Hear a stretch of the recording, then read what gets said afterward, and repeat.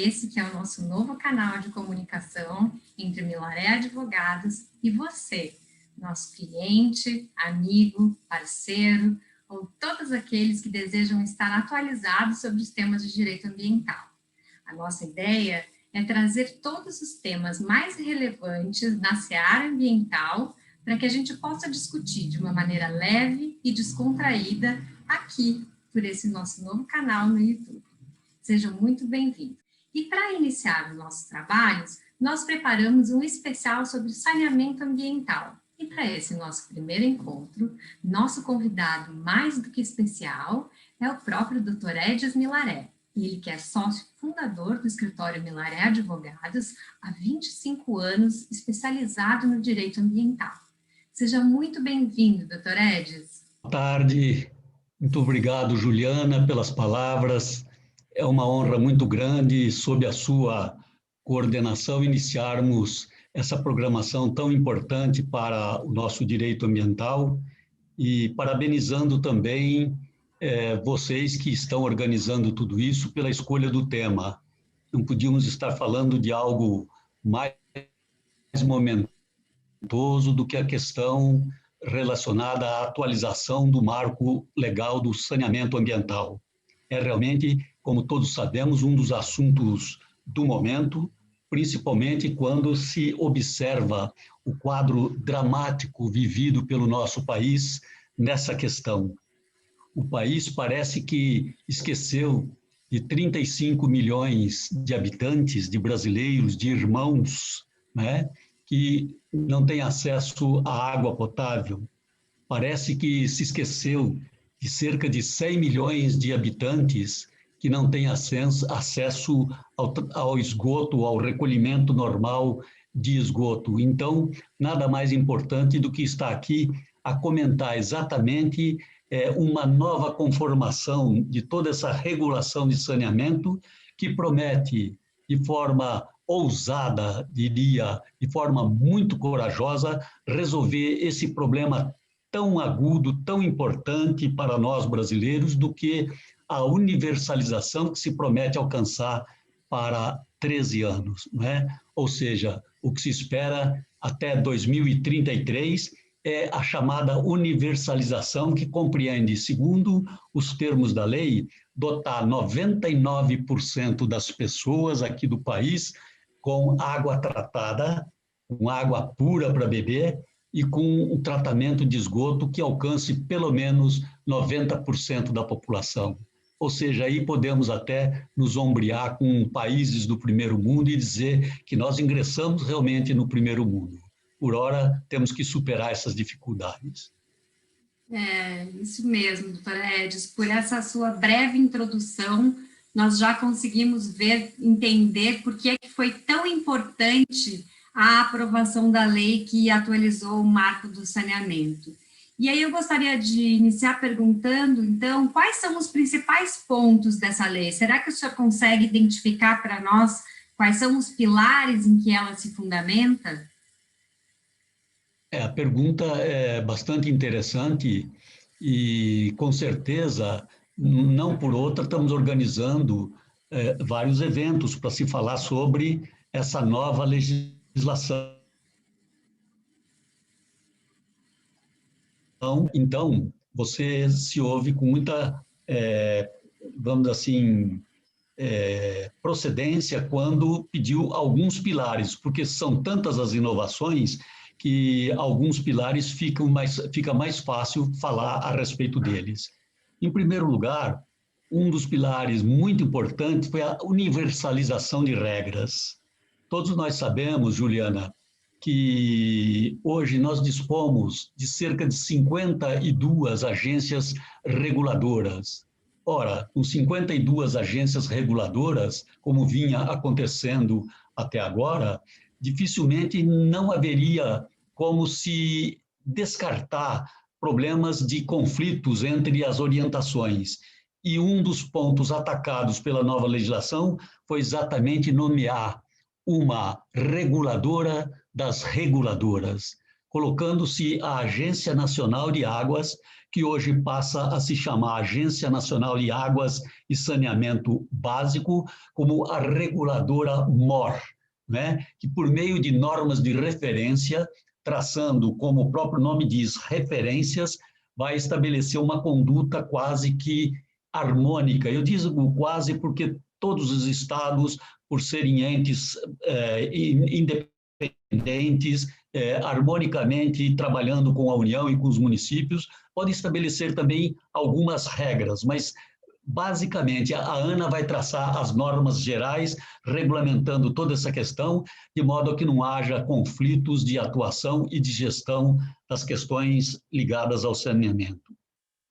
Talvez uma segunda ponte importante, ou pilar, como você chama, é a obrigatoriedade de licitação nos novos contratos, ou seja, todos os contratos que forem celebrados daqui para frente devem necessariamente passar por um regime de competitividade, em que você pode escolher a melhor condição em termos de preço e a melhor condições em termos de tecnologia, ou seja, teremos bons prestadores de serviços que, num regime de concorrência, com certeza irão apresentar não só preços melhores, mas a melhor forma de tratar esses resíduos, não só de esgoto, mas resíduos sólidos, que hoje também fazem parte do saneamento ambiental, não é? E o tratamento de água. Um outro pilar extremamente importante, talvez que resida das ideias que me parecem mais importantes, foi a chamada criação dos blocos regionais. O que seriam os blocos regionais? Seriam um mecanismo tendente a evitar uma coisa que sempre se discutiu como o gargalo do setor. Um dos gargalos do saneamento era exatamente a situação de pequenos municípios situados distante de grandes centros e que sozinhos não tinham e não terão condições de tratar de um assunto tão importante e que envolve investimentos tão significativos como é a questão do saneamento. Então, com esse bloco de referência, que foi uma ideia criada pela nova legislação, que atualizou o marco, busca-se fazer aquilo que se chama de ganhos de escala e os chamados subsídios cruzados, ou seja, você reúne um bloco, ganha em escala, presta serviços para muitas pessoas, para muitos municípios, de sorte que o outro mecanismo, que é o do subsídio cruzado, importa em que aqueles municípios que sejam superavitários, que tenham melhores condições, possam suprir a deficiência dos municípios menores, que são os deficitários.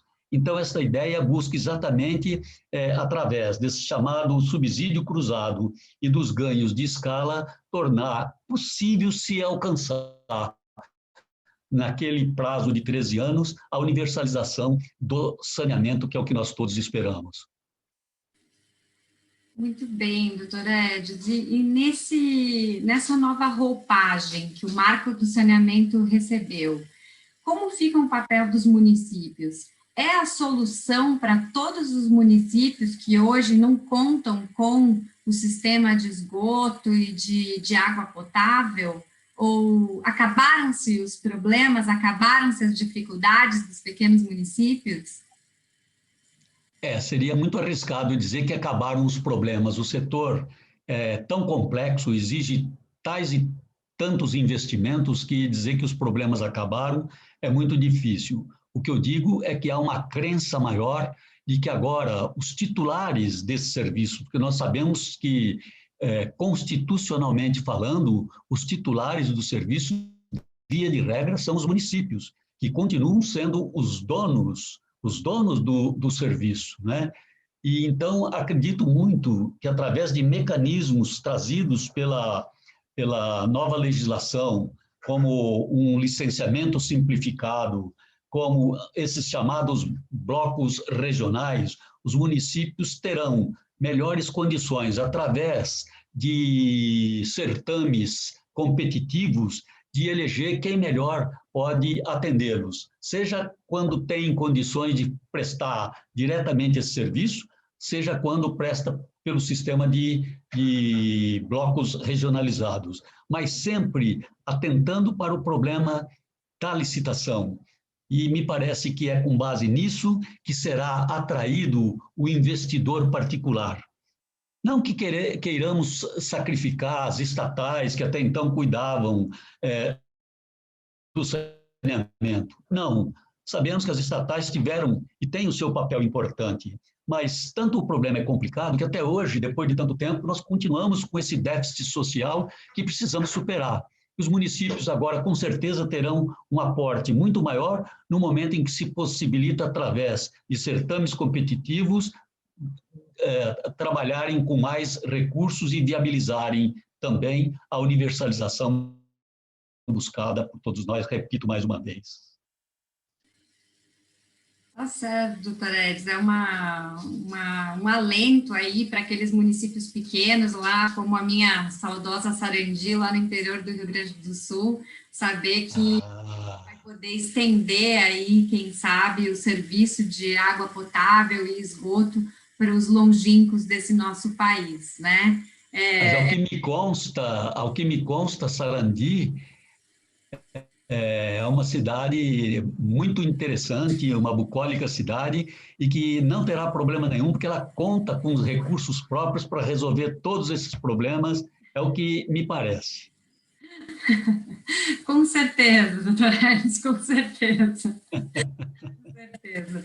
Mas muito obrigada. Não sei se o senhor tem mais algum recado para dar aqui para quem nos assiste. Não, só a nossa alegria por estar iniciando